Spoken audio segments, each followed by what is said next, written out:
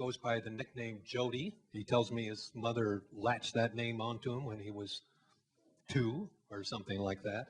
John Jody Kretzmann, who is co-director of the Asset-Based Community Development, and we just refer to that as the ABCD Institute, a research project of the Institute for Public Research at Northwestern University. What's significant about the work that John and his colleague, John L. McKnight, have been doing, over the past decades, is that they are probably the leading progenitors in this country and, in fact, in the world of how to support community-based to rediscover local capacities, and that's focusing on strengths and assets, and mobilize citizens to address problems in their communities. The Institute builds upon the stories and methods of successful community development building efforts in the book, Building Communities from the Inside Out. And if you have not read that book, I would suggest you go on Amazon.com and take a look at it. Jody Kretzmann has worked to develop community-oriented public policy at both the national, state, and local levels. He served as the chair of the Neighborhood Planning Committee for Mayor Harold Washington in Chicago. He's been an active consultant all over the world on a variety of projects.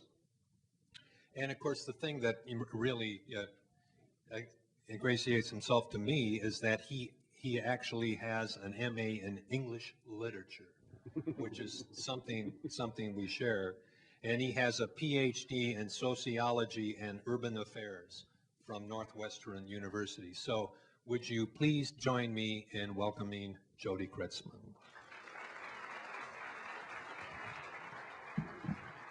Roger, thank you. That was a very gracious introduction. Thank you. And you also said everything I have to say, so we can all go home now. It's just terrific. I'm delighted to be here. It's a great honor to be president at the 10th anniversary of St. Luke's, and I think even more exciting to be present at the birth of an incredible new initiative that's about to take off for the next decade. I'm really impressed with the planning that's gone into it, the number of people involved in the discussions, and the energy around the core ideas.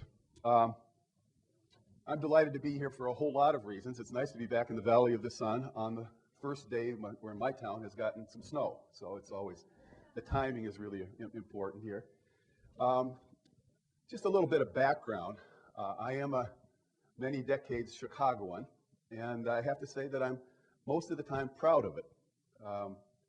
We're chauvinists in Chicago. We think Phoenix is wonderful, but we like 4 seasons, and we brag a lot about our wonderful neighborhoods, our world-class urban architecture. We brag about the longest publicly accessible waterfront in the world in any city. You know that, along Lake Michigan. We brag about the Chicago White Sox. We brag about the fact that we have the largest percentage of incarcerated public officials of, of any place in the universe, I think. There are just lots of things to like about Chicago.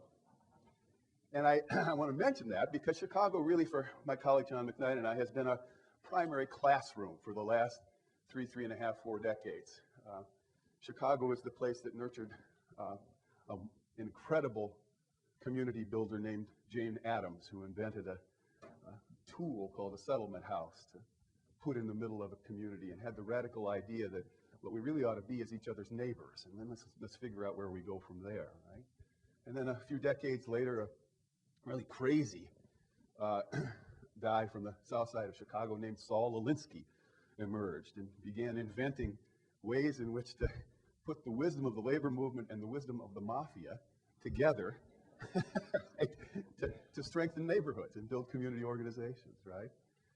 And then when Dr. King decided that his beloved community needed to break out of the South, the civil rights movement needed to come north, Dr. King chose Chicago as the place to come and see what could be done about building the beloved community in the North.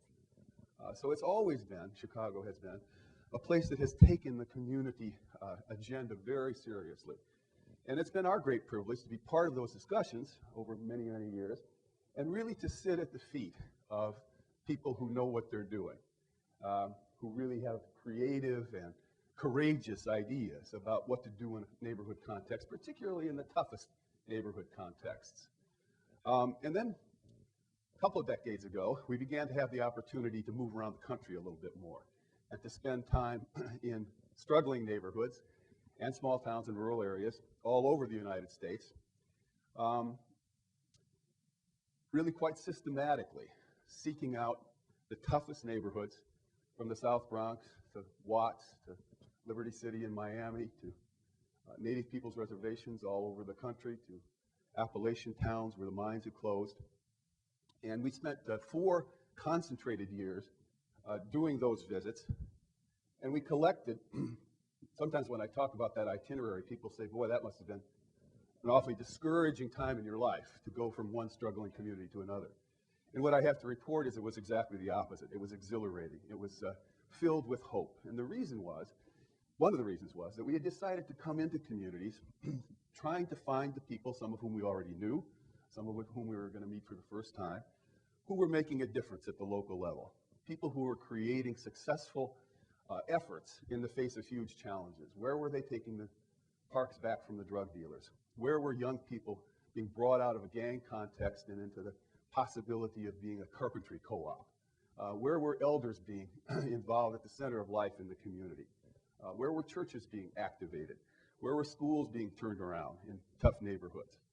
And we collected over a 4-year concentrated period over 3,000 of what we started to call hope stories, cases where people were creating a hopeful future in tough situations. We picked the top 250 of them and put them together in the book that Roger referred to called Building Communities from the Inside Out, and tried to be in dialogue with people that we were learning from about what are the themes, what are the lessons, what could we learn if we studied what worked in community rather than what didn't work in communities. And it's those lessons that I want to briefly remind you all of. I think you all know them already this morning. I think it directly fits into Health in a New Key kind of direction.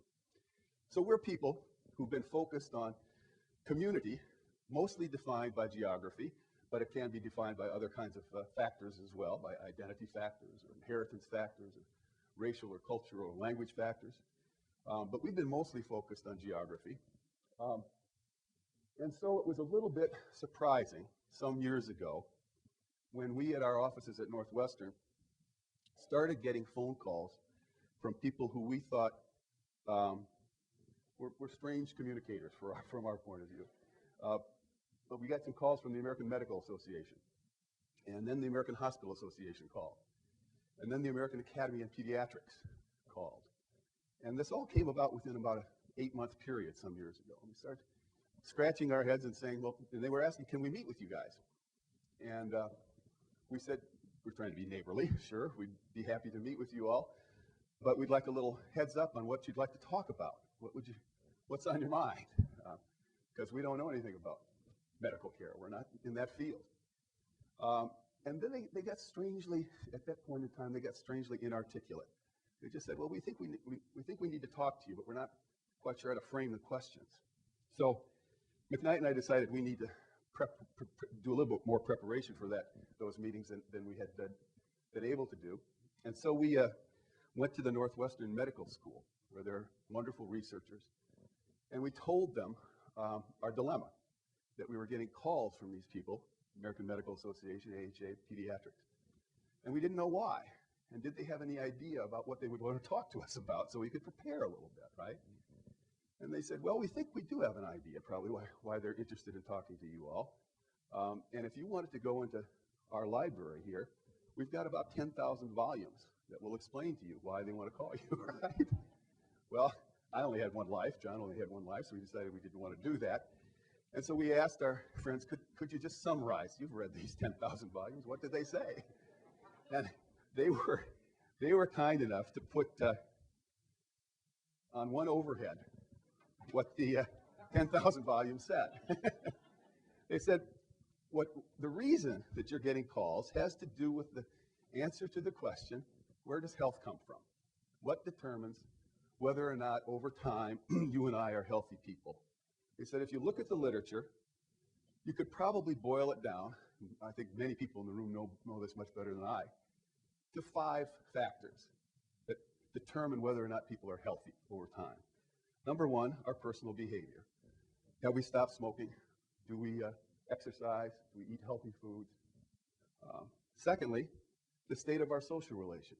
Are we embedded in family and extended kinship networks and neighborhoods and communities and parishes that support us? Third, the state of the physical environment. Can we breathe the air, drink the water? Is the food safe to eat? Do we live with rats and roaches? Fourth, our economic status. When we need to enter the marketplace, can we do so in a powerful enough way to get what we need? And fifth, access to therapy. When we are sick, can we get to clinics and hospitals and doctors and nurses? He said, if you look at the literature, these are the 5 major determinants which keep coming up time and again. These make sense to you, more or less? You can buy them? Okay. We asked another question then, asked 2 more questions. We said, from a policy perspective, if you had limited resources, could you tell from the literature which of these determinants is the most important? What do you think they said? Shout it out.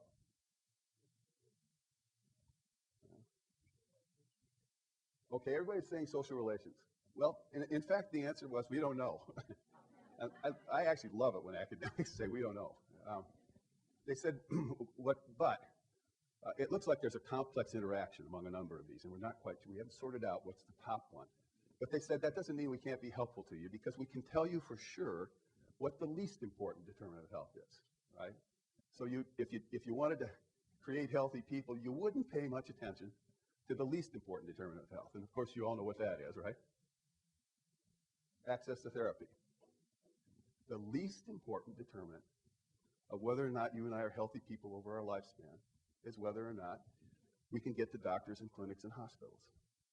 Now, it might surprise some people. Where do we spend 90% of our policy discussion time and an awful lot of our resources when we're talking about issues of health and medicine? Turns out we're spending it on the least important cause of health. So what I think we've got in the United States, we've had for a number of years, and this is all the insurance discussion that's going on today, is a really robust discussion, but it's not about creating health. It's about sickness. We have a sickness discussion, not a health discussion. And I think what Health in a New Key is trying to do is to say, let's figure out how to be much more effective in working in these other 4 areas of determination. How do we, in fact, change people's personal behavior? Well, we know from a lot of the research that happens in a family context. It happens in a peer context. It happens in a context where the possibilities for positive change are evident. It happens, in other words, in places where social relations are strong, where the support is there for people to move in positive and healthy directions. The physical environment and economic status are also arenas in which if you can't mobilize a local citizenry in a local community, you're not going to get there. So if our object is to create healthy people, the space in which healthy people get created is the local community. And the primary way in which health gets created is a mobilized citizenry in a local community. Does this make sense? Let me give you one other quick example, and it's also sort of health related, I think. It's clearer and clearer from a lot of very impressive research that it's not only the outcome of good health that gets created in a local context, but safe communities, we now know, gets created in the same kind of a context. There's a wonderfully interesting set of studies done in combination of the University of Chicago and Harvard that were sort of after the question, if you had a bunch of different neighborhoods and you held a variety of variables equal, what creates safe neighborhoods? Where do safe neighborhoods come from? And what they discovered was that safe neighborhoods come from 2 factors. Number 1, residents who know each other. And number 2, residents who act together in public. It's okay to come off the porch and talk to those young people on the corner. It's okay to act together, to turn the garbage heap into a community garden. And because it was an academic study at Harvard, they had to sort of change the plain English into a more fancy term, so they call this collective efficacy. And what you see once again is a case in which the professional entity, in this case the police department, which is often the start and end of conversations about how do we make safe communities, isn't present in this determination of safety. And good police chiefs all over the country now know this. Police don't create safe communities. That's not what they're for. Mobilized citizens at the local level create safe communities. So I think what we've got in the last decade is a whole increasingly impressive pile of research that tells us that almost any good outcome that we want to reach, we're all outcomes police these days, right? People are always after us about our outcomes. Whether it's health, safety, families that thrive, young people that thrive, elders who are honest, an economy that's vibrant, that almost all of those outcomes have along the way the idea that a mobilized community is the way to get there, that you can't get to the outcomes we want without mobilizing the community. So I think we've got a better research base now than we did a decade ago for why Health in a New Key is such a timely and I think groundbreaking kind of effort.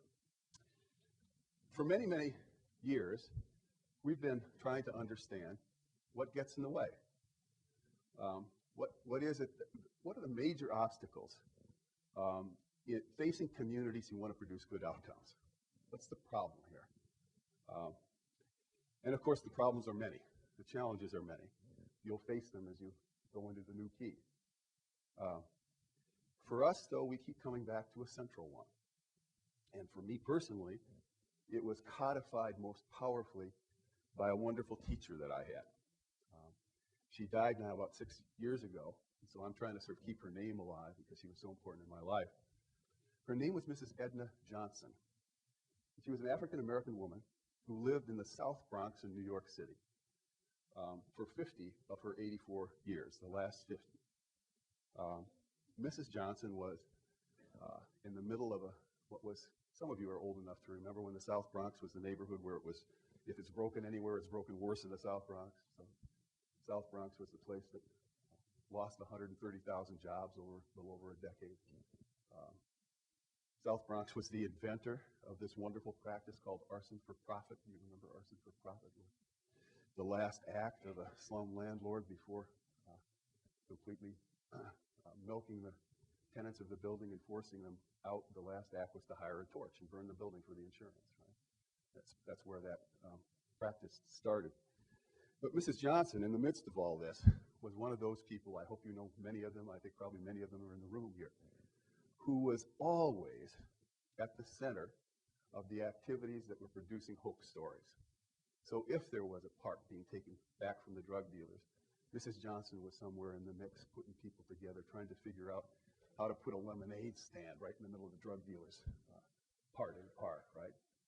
If there were kids who were sort of being brought into the community life, out of the gang life, Mrs. Johnson was there. I visited her many times, and she introduced us to these kinds of stories.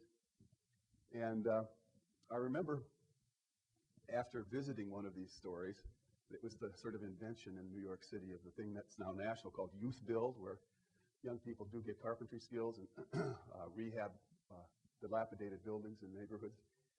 She had just showed me the first chapter of that in New York City that she was involved in founding.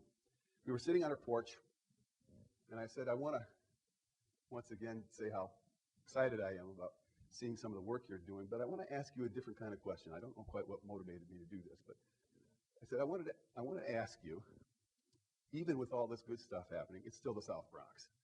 It still looks like it's a bombed out place. And I said, what happened here? How do you explain, Mrs. Johnson, the causes of the devastation that still defines an awful lot of the life in the South Bronx?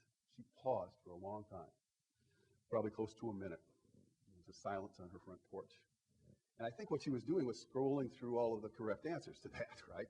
The job loss, the The institutional collapse, the fact that the criminal justice system produced more criminals than justice, the fact that the school system made people dumber, the fact that all of the public systems were broken in some serious ways in the South Bronx. She was thinking about that. I think she was thinking about the power of racism and the ways in which a changing population had produced a community that was isolated from the center of community and economic life. She could have said any of those things, but she didn't. And instead she said, Jody, the worst thing that ever happened to me and my neighbors in my community is that we got put into a prison. And I was baffled. I said, I'm looking around here. I see a streetscape, varied, but I don't see high walls, I don't see barbed wire, I don't see guards with guns. Right? What do you mean you've been put into a prison? And she said, well, I really don't mean that kind of a literal prison. She had a kind of aside, this was many years ago. She said, I think we've got enough of those and we don't need to build any more of those. That was a policy recommendation that we have not followed. But she said, the prison I'm talking about, and this is the phrase that's been rattling around our heads ever since, is a prison made up of other people's ideas about who we are. Prison made up of other people's ideas about who we are in my neighborhood. I said, that sounds important. Could you say a little bit more about that? And she said, well, what I can do is to tell you what happens to me every week.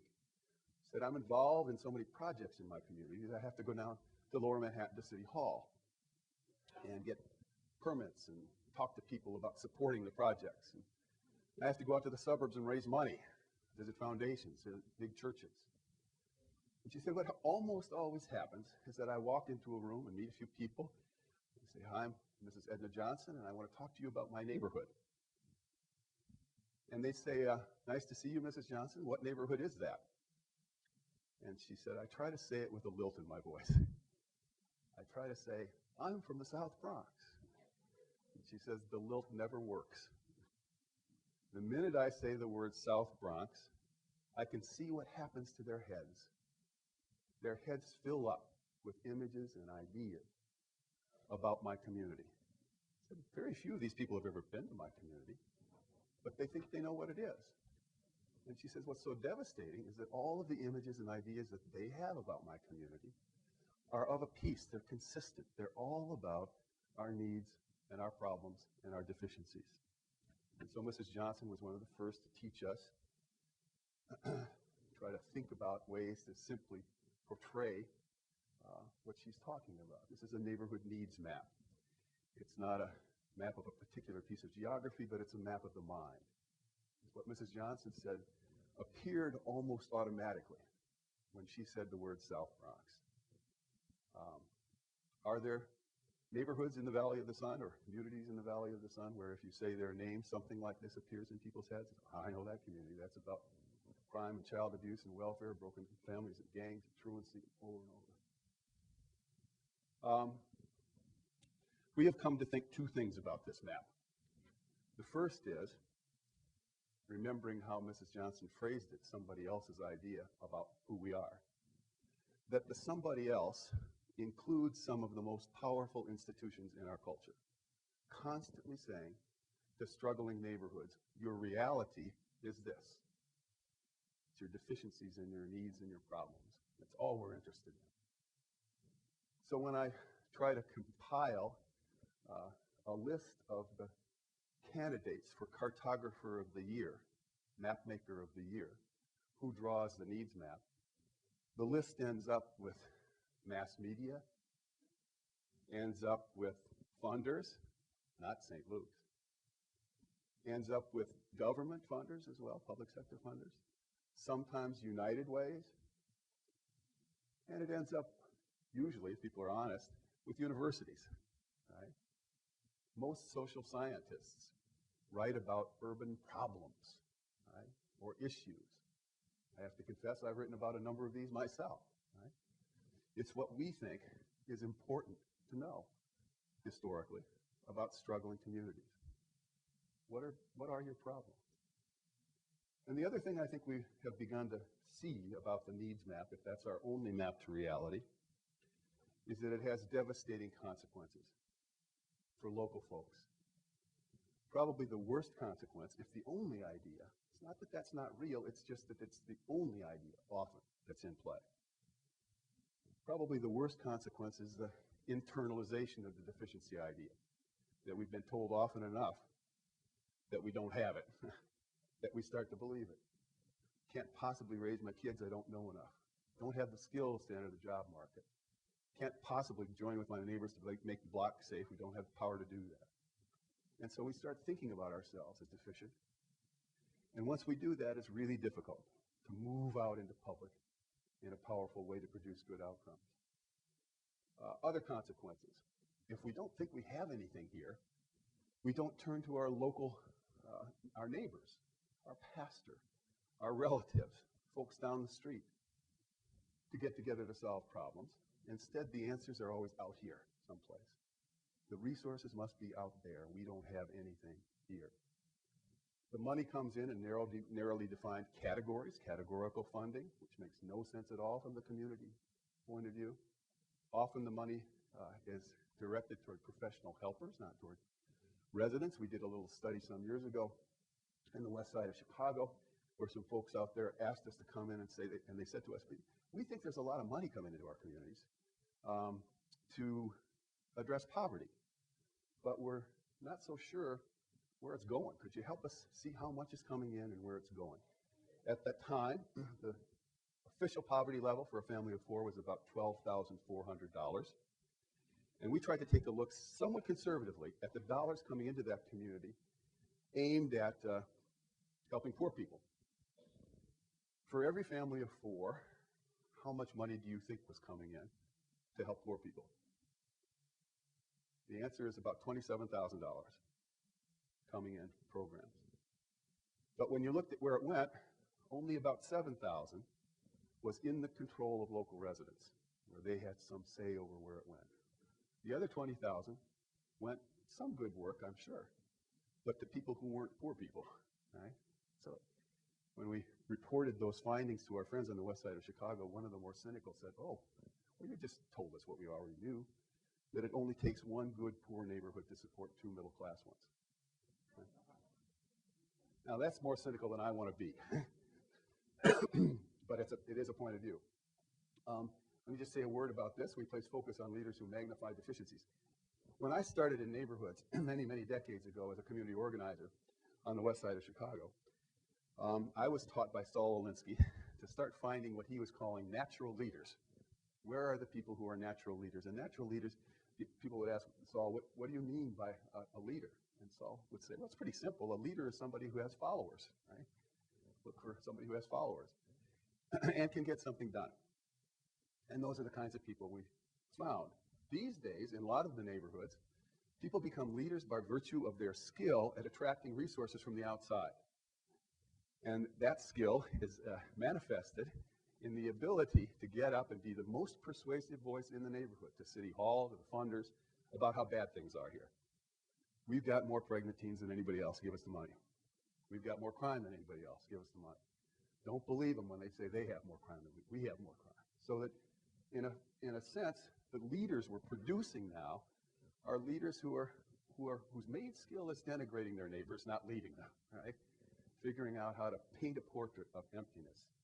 And of course, this whole cycle produces not only a poor self-image, but it really does lead to hopelessness. So we have a kind of paradigm here that has been dominant for a long time in struggling neighborhoods. The wonderful news is that with my friend Mrs. Johnson, lots and lots of people have said, that's somebody else's idea about who we are. And what we need to do is to construct our own. And so Mrs. Johnson and others have also taught us to never go anyplace without this. You see what it is in the back of the room? It's the classic half-full, half-empty glass, the cliche. Right? And in a sense, Roger did a little bit of this at the beginning. Let me do it a little bit differently. We're now convinced that this half-full, half-empty glass is a powerful metaphor that is true on two levels. Number one, it's true about every person in this room. We are all people who are partly filled and partly empty. All kinds of skills represented in this room. Experience, knowledge, wisdom, commitment, energy, right? But when we get to know each other a little bit, it's also clear that we're all people who have a little bit of emptiness, some challenges in our lives. Our lives aren't perfect. If you had a few hours, I could start the list of my own imperfections and emptiness and challenges and problems. Or I sometimes say, if you really want to meet deficient, needy, problematic people, people who you just want to weep when you get to know them about how bad things are in their lives, come to Northwestern University, and I'll introduce you to my faculty colleagues. John, I'm sure it's not true at ASU, right? No. But at Northwestern, our faculty is a mess. We're at an interdisciplinary research center where we have people from 7 different departments, about 22 people. When we get around the table, you just want to shake your head, right?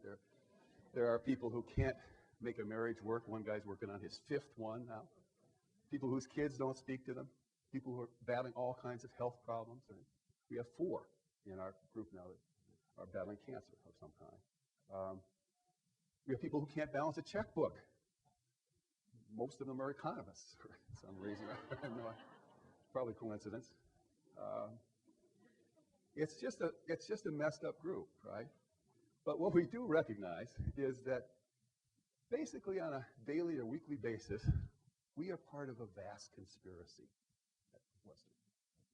We conspire together to act as if the emptiness didn't exist, to ignore it, to take advantage of the fact that these same screwed up people happen to be wonderful teachers, good writers, they can frame a research topic, they love people called students.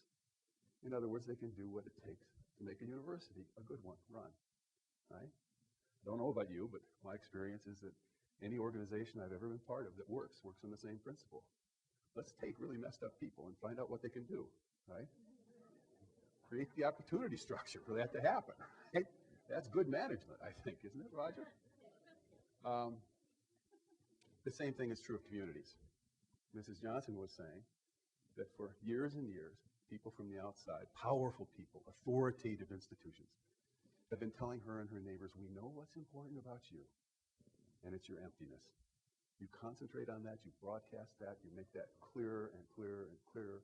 You do needs survey after needs survey, and we will give you resources, money, experts, professionals from the outside. When we know that the same thing is true of neighborhoods, that's true of individuals. That there isn't a neighborhood in the United States, or we're working on all 6 continents, and so we can see it globally, that doesn't have some combination of fullness and emptiness. It's just that some neighborhoods, we've decided to concentrate only on the emptiness. And other neighborhoods, actually, we sort of hide the emptiness and pretend like it's all fullness. Neither path is a path that's helpful. Both parts of the glass are real. Our question always is, the kids ask the question, is the glass half full or half empty? And the answer always to that question is yes. Right? The right question, though, for people interested in health and a new key is, which half of the glass do you start with? Do you start with first the full part and see what we've got and how we can mobilize it to address what we don't have, what we need, all right? So that's what we've been finding. So it's really gratifying that with Mrs. Johnson, lots and lots of people have thrown out the needs map and said what we really need to do is to get proactive and serious about a map of the full part of our glass. What have we got here? One of the things that really surprised us as we travel across the country, collecting hope stories and being in conversation with people about what was to be learned from their hope stories, was that we began hearing when we asked them, how did you do this? How did you turn this block around? How did you take this part back? How did you involve these kids? We started hearing stories that reflected what we used in the community to get this done. Started hearing the stories about the same set of resources. So we're now pretty clear that there are 2 things that are true about neighborhoods, small towns, rural areas. Number 1, everyone is unique. There's no neighborhood like any other neighborhood in Phoenix. There's no community like any other community in Arizona. Every community has a unique combination, culture, history, leadership, dynamics. Important to know that. But the second thing, we sort of knew that, we expected it. The second thing we began discovering was Every neighborhood has the same set of assets or categories of assets. And we now think there are 5 in every community in the United States. And that finding them is the key starting place for successful community building and community development. This is not rocket science. Let's look at the people who live here and concentrate on ways to be in conversation with them that uncovers their talents and skills. Everybody has talents and skills, gifts. How do we find them? Let's be in conversation. So I'll show you in a little bit an example or two. I'm sorry, I've got a little bit of this early winter cold from Chicago. How do we find ways of systematically uncovering people's skills and talents and gifts? We've been developing with communities now hundreds and hundreds of examples of what we sometimes call skills inventories or capacity inventories or gift interviews or ways that people can get at that. Secondly, every community has some kind of formal and informal, face-to-face, membership-driven, voluntary associations. Block clubs, the civic groups, but also the choirs and the softball teams, all the ways in which people come together without pay to do things they love to do. And it's the critical heart of community, we now think. One of my first and most important lessons as a community organizer was, in the neighborhood on the west side of Chicago that I was working in, I'm never going to get anything done in this neighborhood that I want to see happen if I'm not constantly talking to the 4 women who walk around the block together on Monday, Wednesday, and Friday morning. They are the pulse of the community. They listen, they talk, everybody knows them. If I'm not talking to them, nothing is ever going to happen in this community. So the associational life, where unpaid people get together to do things, is a powerful, powerful part of the community. Third, this is more visible, there are institutions and professional entities located within community boundaries. The usual way of categorizing them are public ones like schools and parks and government agencies, police, private ones, for-profit businesses, and nonprofit agencies of all kinds.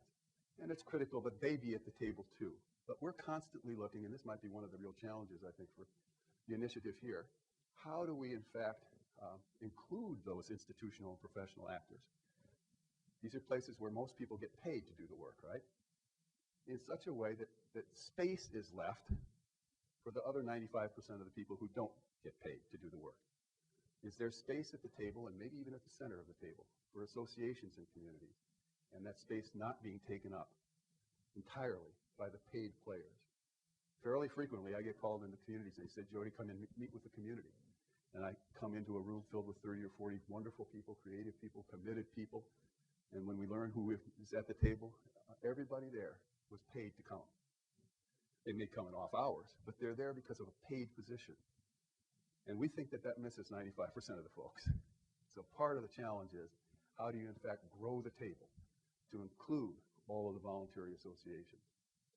Fourth and fifth, evident, every community has physical assets, whether we're talking about urban or rural or small town communities. The land, the buildings, the infrastructure, the transportation, all of the ways in which this can build healthy and vital communities needs to be part of the consideration and the conversation. And fifth, it's I think always critical to think about local communities and their exchange patterns, not just economic with money on it, but all the ways in which people informally and formally barter with each other, do things for each other that produce, consume, and that include local business assets.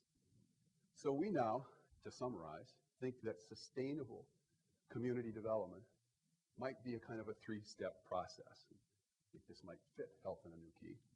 Number 1, find the assets. Lift them up. Celebrate them. Create ways for people to be constantly aware of them. Right? Make sure that people in public housing know about the talents and skills of their neighbors. Right? Make sure that they know about the ways in which the associations do powerful things in the community already. Secondly, you're finding and celebrating the assets. There was some of this in Roger's presentation as well. Connect the assets. Bring them together. I think the key work in building healthy communities might be this activity of connecting We're more and more interested in the role of somebody who might be called a community connector. Where are the natural connectors and where might we create more of them? So, for example, a couple months ago, a neighbor of mine, whom I've known for quite some time, daughter of a good set of friends of ours, who's 15 years old, came and talked to me because she had just found out that she was pregnant. And I knew at that moment that I had a choice, that I could think about Maria in two different ways. I could either think about Maria under the category pregnant teen and give her some advice about where to go for programs and interventions and counseling and help.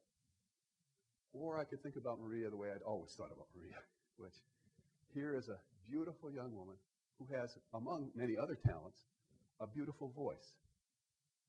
Now, Maria with the beautiful voice, and this is now happening, can be thought about then as a more than half full person to be connected with a local association. So I introduced her to a couple of different musical groups, among them a church choir. And they have now incorporated Maria into the church choir. And she's got such a beautiful voice that she's the lead singer on a number of their musical pieces. And they then have connected her as the lead singer to a recording studio. And the recording studio has begun to talk to Maria about ways to build a kind of an economic base that'll enable her to keep and care for her child. So thinking about Maria with a lovely voice rather than here's a pregnant teen. And then thinking about ways to connect Maria to all of the other assets in the neighborhood leads to an outcome, I think, that will give Maria at least a better shot at a full and rich life.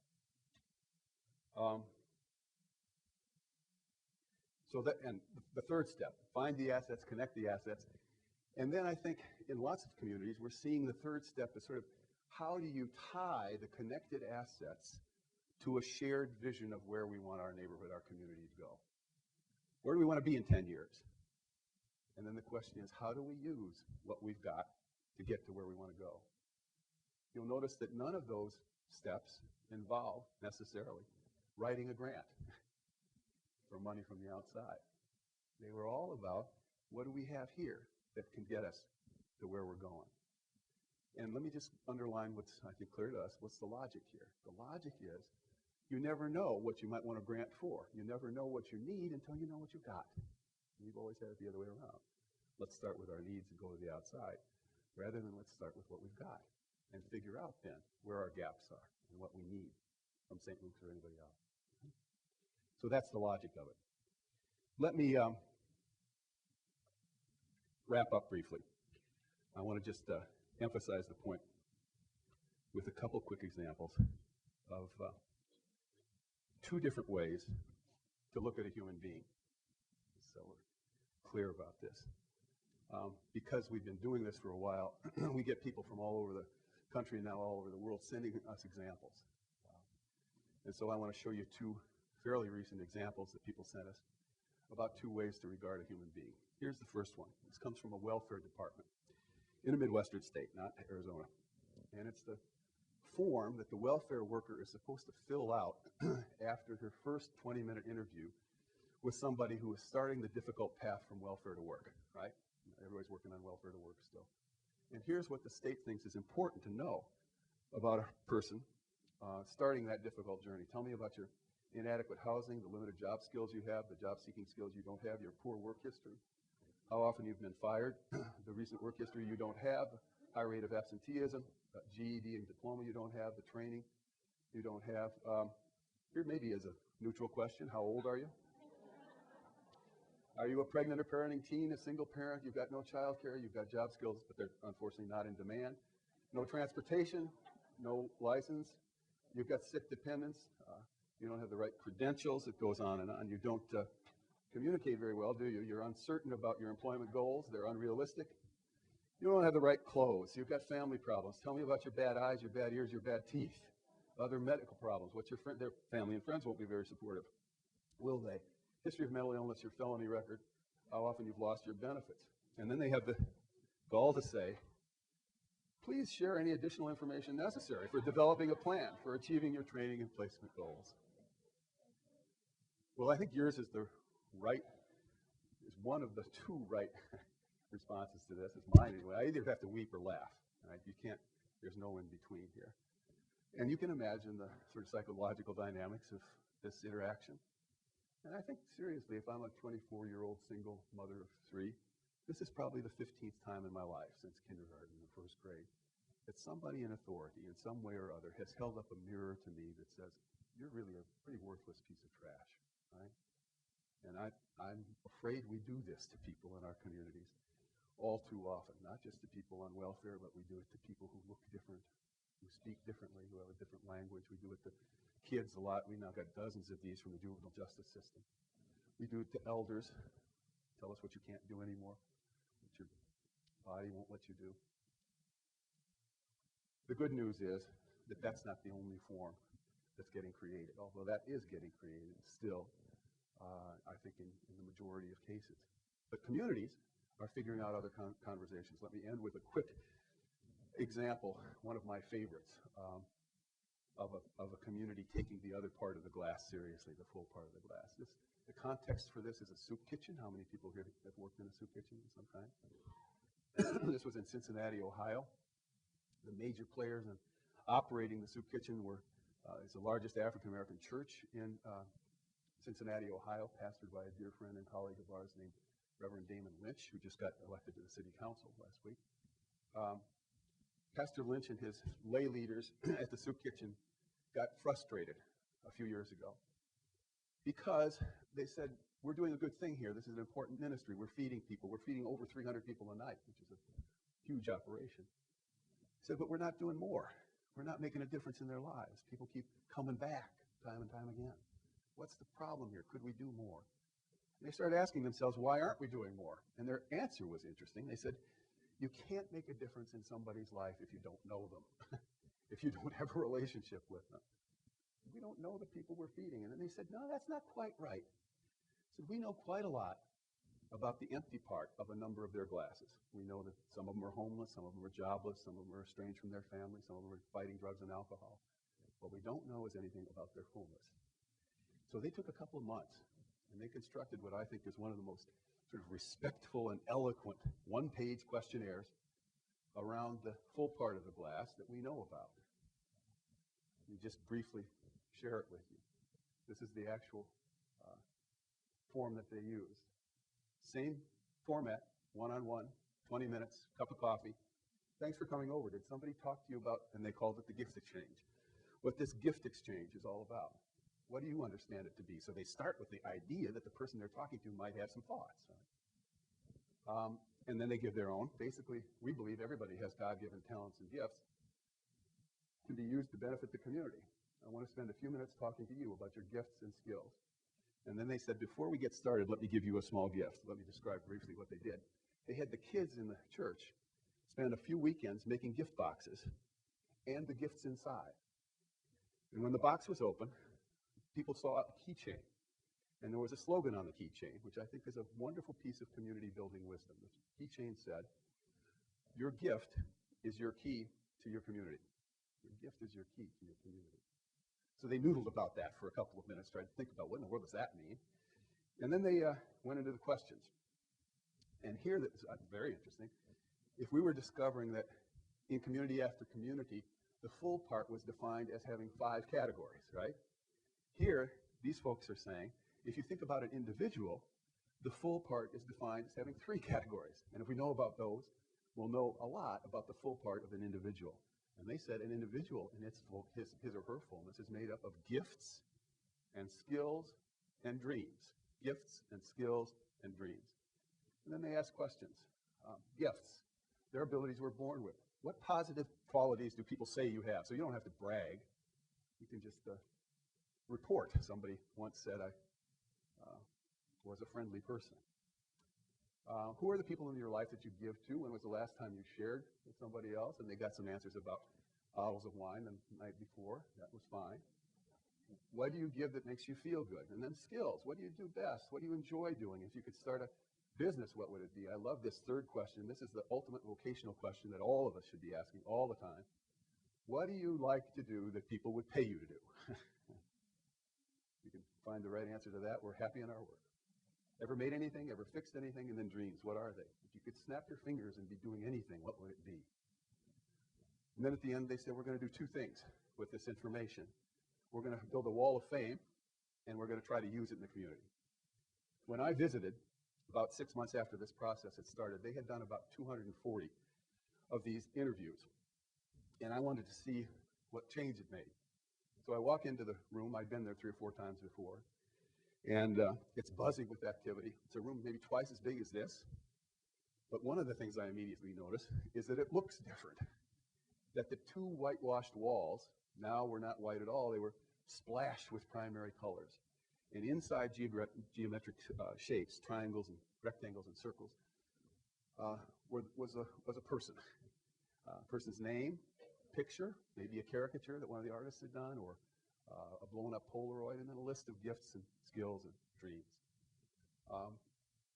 So the walls celebrated the people.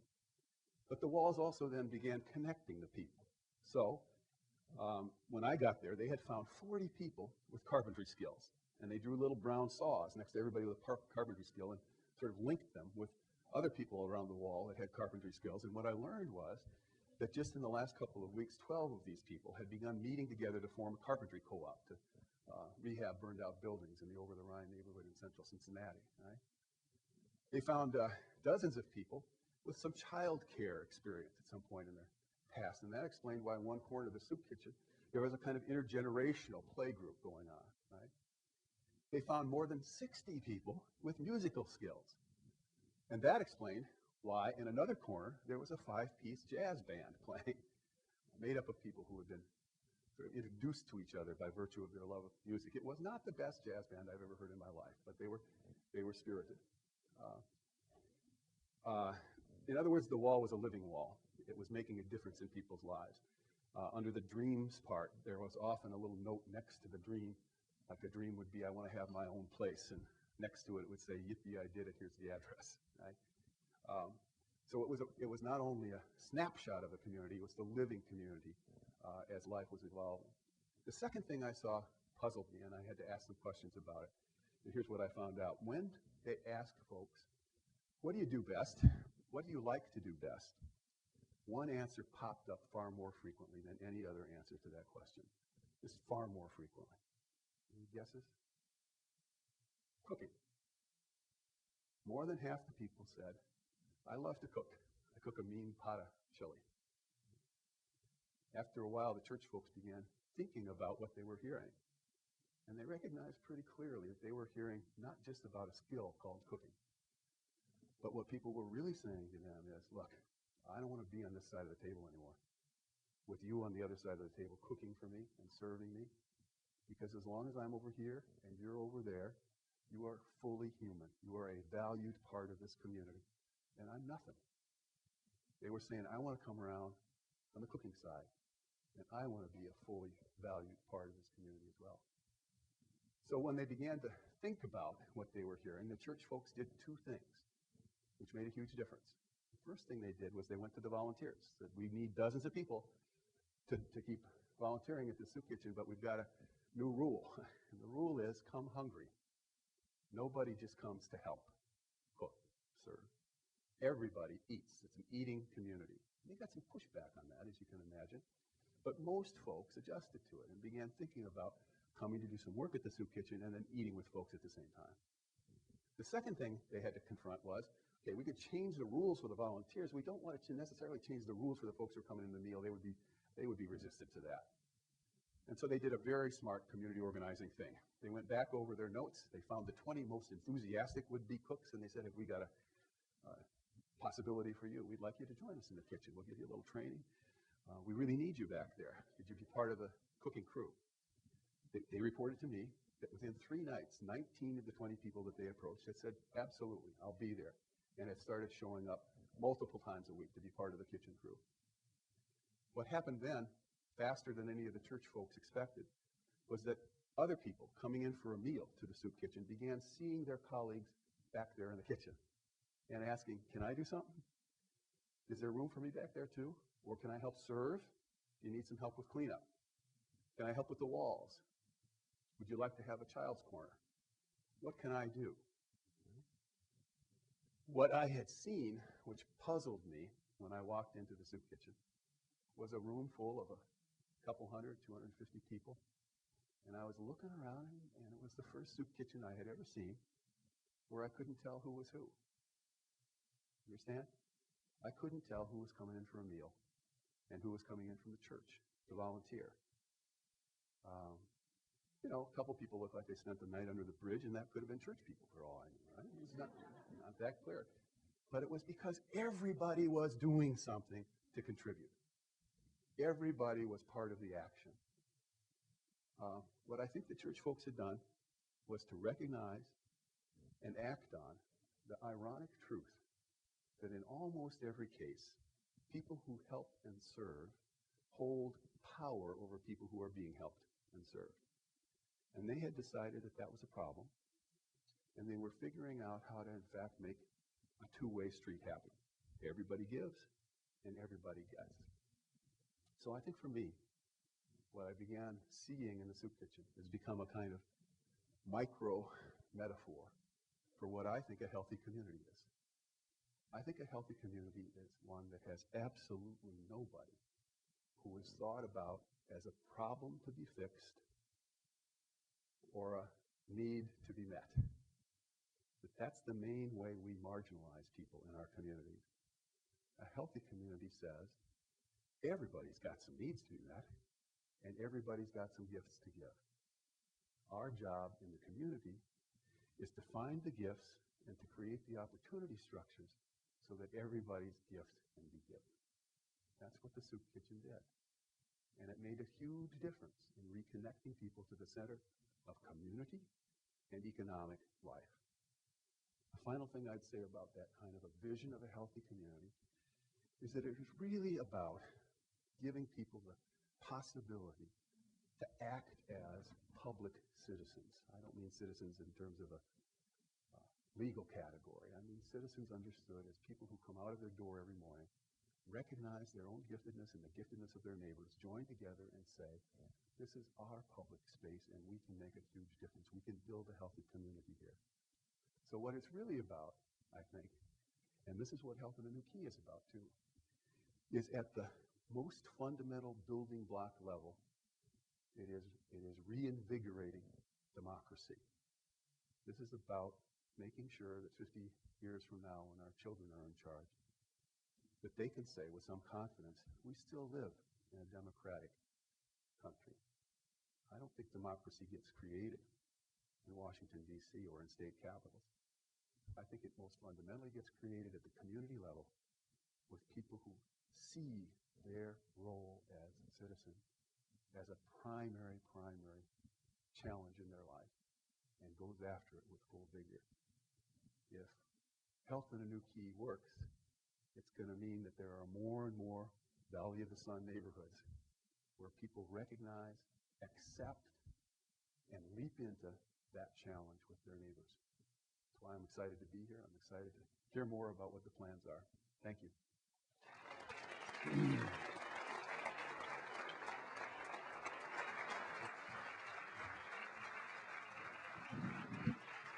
Thank you, Jody, for that inspiring and insightful presentation. We will have some opportunity to engage with Jody and with our presenter slash panelist who we're going to bring up shortly in kind of some dialogue with you. That is, if everybody stays on time, which is always a challenge. And I think the way that we think about it is to take Jody's analogy of the glass. Whether the glass is half full or half empty depends on whether you're drinking or pouring. And what we want to be about today is, and in the future, is pouring. So we're going to take, we're